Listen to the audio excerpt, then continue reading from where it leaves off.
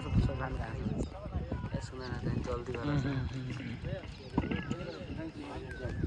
1600 metre दौड़ समाप्त हुआ थी ना। सभी धावक जो 10 धावक हैं वो विजयी में क्रमशः प्रथम, द्वितीय तथा तृतीय, बाकी एक पुरस्कार हम लोग सराहना के तौर पे देते हैं। और प्रथम को प्रथम, सेकेंड तथा थर्ड को विशेष पुरस्कार तथा बाकी 7 अन्य जितने भी धावक हैं पुरस्कार रखा गया। आप किसी कोई चोट आराम से सर माइक दे दीजिए सर।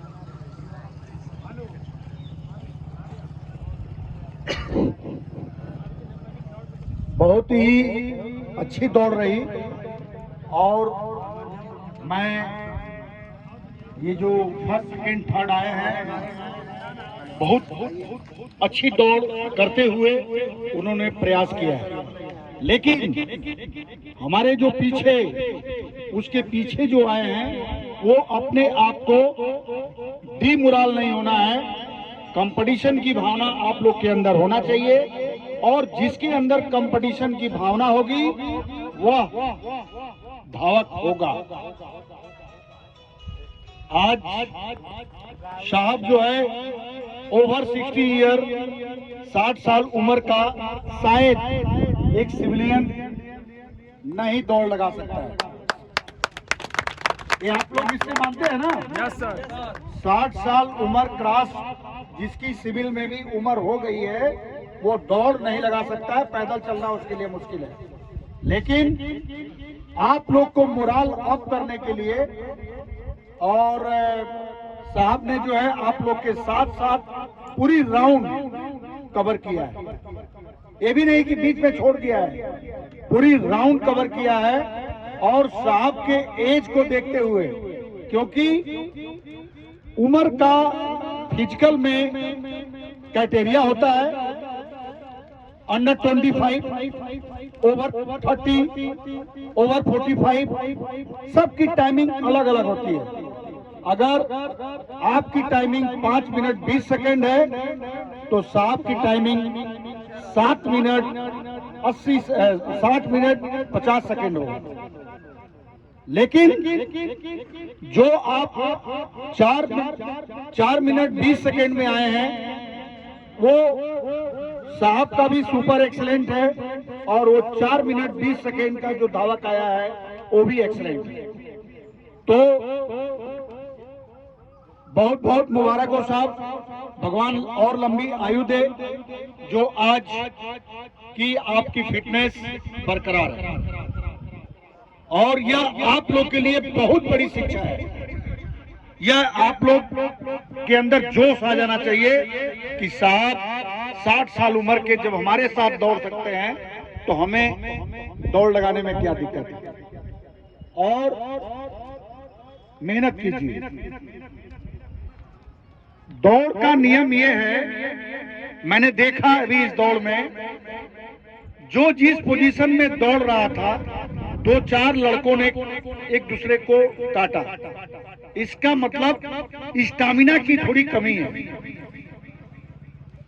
जब तीसरा राउंड था वहां से एक दूसरे को काटना शुरू कर देना था और काट वही सकता है जिसकी स्टैमिना होगी, काटने की क्षमता उसी के अंदर होगी।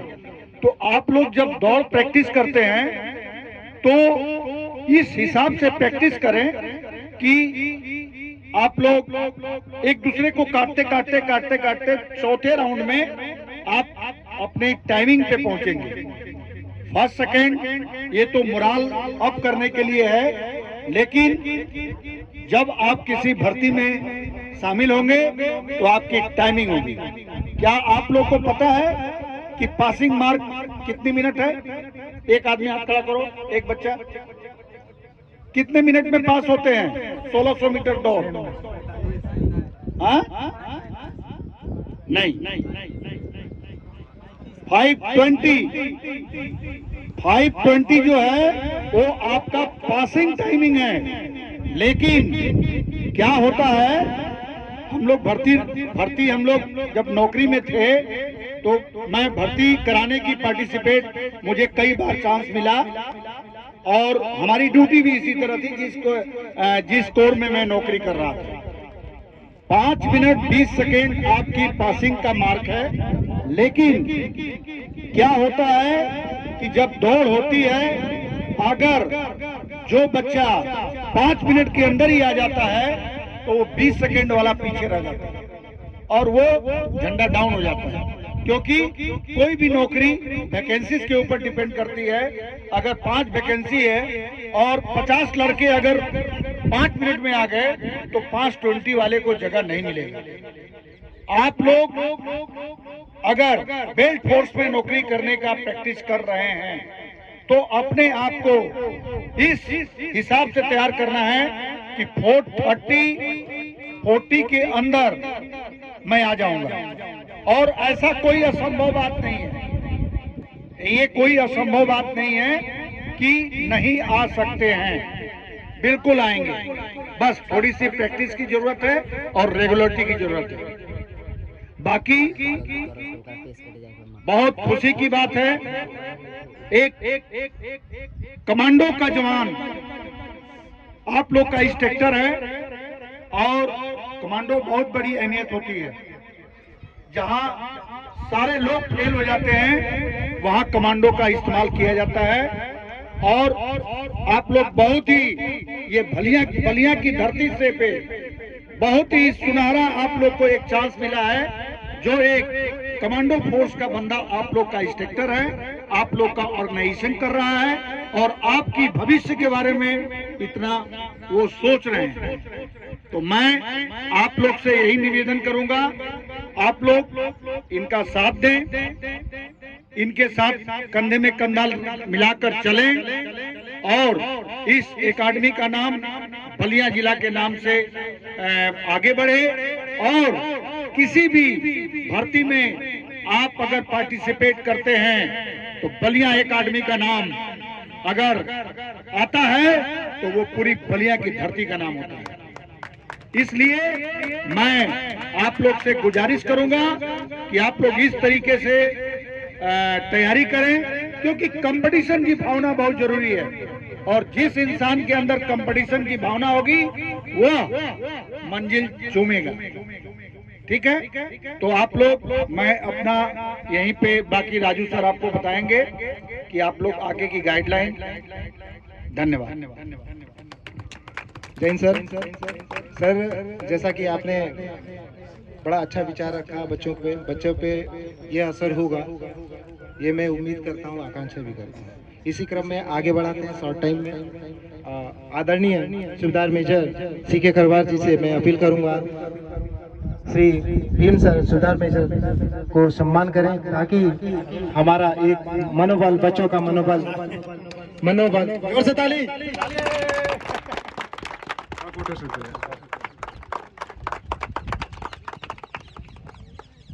सर से मैं 2 शब्द ये आग्रह करूंगा कि बच्चों का मनोबल बढ़ाने के लिए 2 शब्द। नहीं, बस माइक नहीं चाहिए। ये जोश होता है, माइक का काम नहीं। मेरी आवाज पहुंच रही है आप लोगों तक? ऐसा है किसी को सुनाई नहीं दे रहा हो?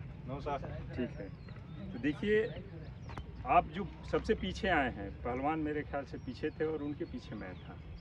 आप पीछे होने से मत घबराइए, पीछे हूँ आगे हूँ। आप जब भी रनिंग करते हैं तो आप सबसे आगे रहेंगे। आगे जो 4 बच्चे 5 बच्चे दौड़ते हैं आप उनके साथ दौड़ेंगे, आपकी ऑटोमेटिक रेस बढ़ जाएगी। जो सबसे पीछे बंदा होता है उसको ताकत सबसे ज़्यादा लगानी पड़ती है। आप कभी दौड़ के देखिएगा, मेरा पर्सनल एक्सपीरियंस है।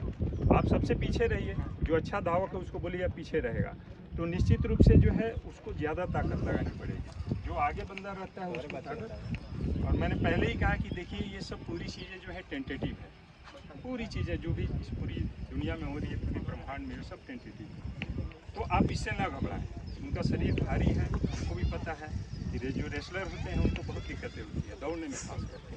बाकी वैसे आपसे बहुत ज़्यादा एक बार पहलवान सर के लिए एक बार ताली।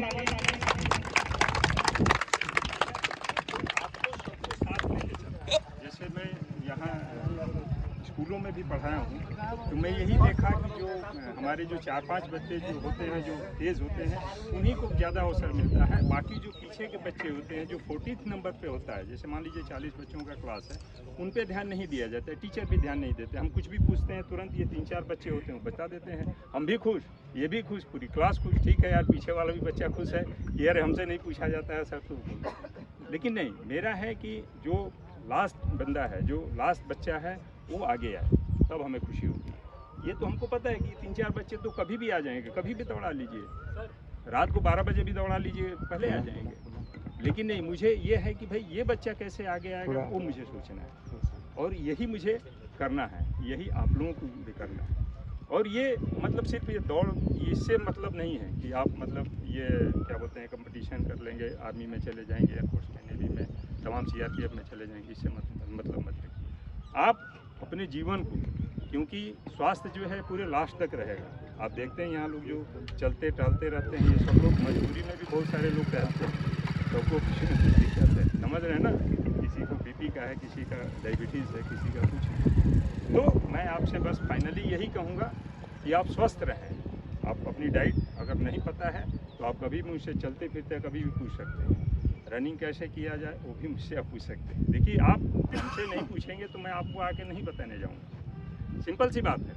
आप अपने मान लीजिए घर परिवार में भी आप अपने पिताजी से अपने पूर्वजों के बारे में नहीं पूछेंगे तो आप ऑटोमेटिक आपको नहीं बताएंगे। हाँ, आपके लड़के को बताएंगे, अपने पोते को बताएंगे, लेकिन आपको नहीं बताएंगे। तो ये ध्यान रखिएगा हमेशा। और ये कभी भी कोई भी चीज़ जो है, सब चीज़ें टेंटेटिव है, फाइनल कुछ भी नहीं है। इसलिए आपका नहीं हुआ, आप परेशान मत हुई, आप दूसरी चीज़ की तैयारी कीजिए। लेकिन जो सुबह का समय है वो बिल्कुल यहाँ दीजिए। सुबह का मतलब कि ऑक्सीजन आपको भरपूर में मिलता है। और हम लोगों की आदत क्या होती है, जो चीज़ें सस्ती होती है ना, या जो मुफ्त में मिलती है, उसको हम लेना नहीं चाहते हैं। ऑक्सीजन आपको सुबह सुबह मिलता है, विटामिन D मिल रही है आपकी हड्डियों के लिए, हम इसको लेना नहीं चाहते हैं। आराम से पड़े रहते हैं, 9 बजे तक सोते हैं, 10 बजे तक सोते हैं। तो ये सब चीज़ों को थोड़ा सा, ठीक है। चलिए, बहुत बहुत धन्यवाद आप सभी लोगों को। इसी क्रम को आगे बढ़ाते हुए मैं आदरणीय अजित कुमार जी अध्यापक, जो कि हमारे मुख्य अतिथि आदरणीय जयप्रकाश खरवार जी, जो सूबेदार मेजर सेना पुलिस से रिटायरमेंट है और यहाँ पे एक संस्था जो आर्मी की चलती है,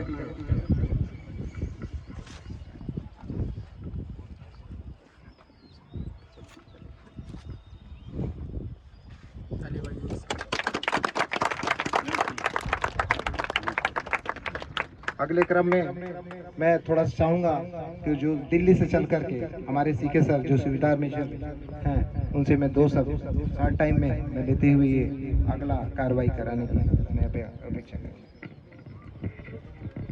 हमारे प्रांगण में चीफ गेस्ट सूबेदार मेजर जयप्रकाश साहब और सूबेदार मेजर भीम साहब यहाँ उपस्थित हैं और बलिया फिजिकल एकेडमी के द्वारा जो कमांडो कोर्स करके और इतनी साल सर्विस करके आप लोगों को यहाँ योगदान देने राजू सर आए हैं।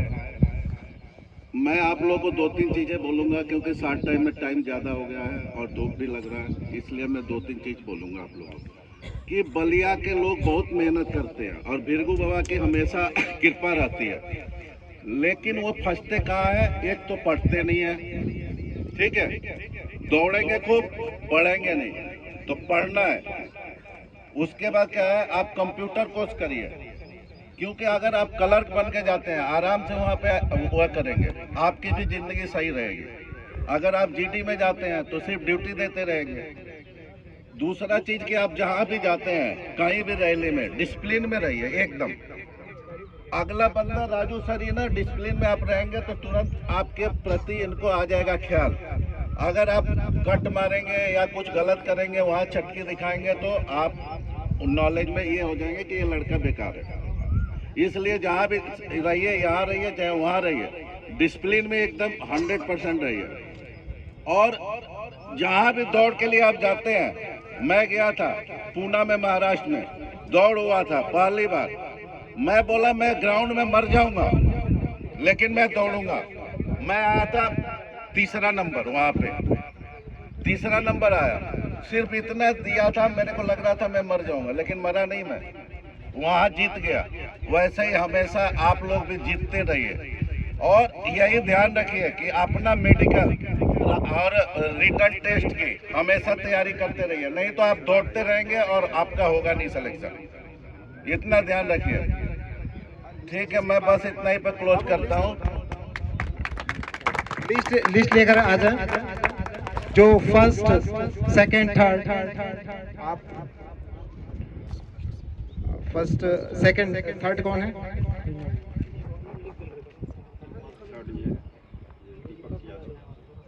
दीपक, आशुतोष शर्मा वर्मा, जो कि इस 1600 मीटर में तृतीय स्थान पाए हैं। मैं चाहूंगा कि आप मंच पे आए। आदरणीय चीफ गेस्ट